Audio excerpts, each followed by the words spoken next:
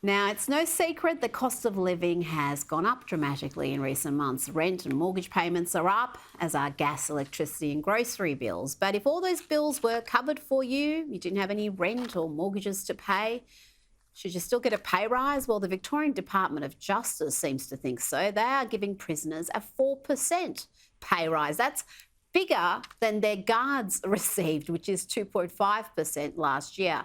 Here to discuss this is John Herron, victims advocate and lawyer.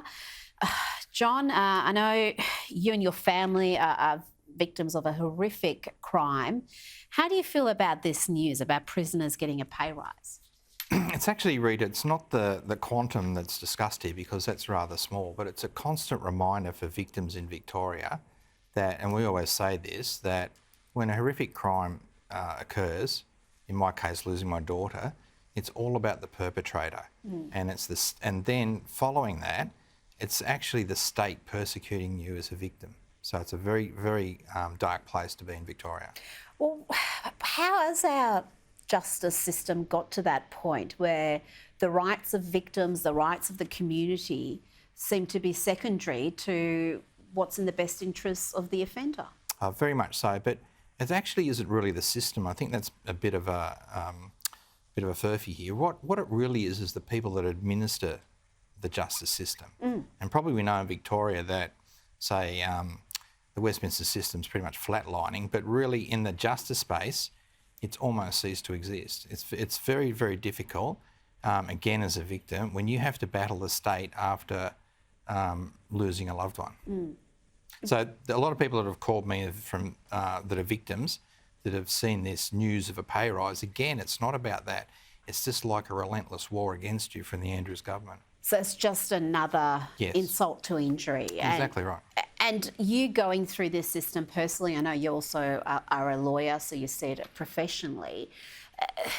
What can we do to actually change that balance and make victims and their families a priority in how justice is administered in this state? The other thing too is that the concept of recidivism and providing treatment for prisoners is all well and good.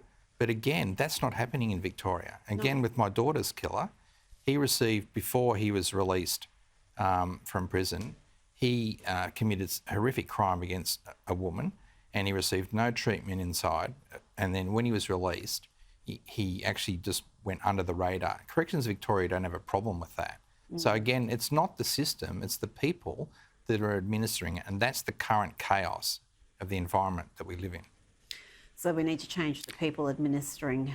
Yes, justice. Frankly, there's no doubt about that, and that's been going on for 4 or 5 years. In an area like corrections, which used to be quite a specialised area and experienced people, that's been replaced. Seems to be a bit of an ideological capture in that institution along with a few others. John Herron, thank you so much for joining me tonight. I appreciate it. Thanks, Rick.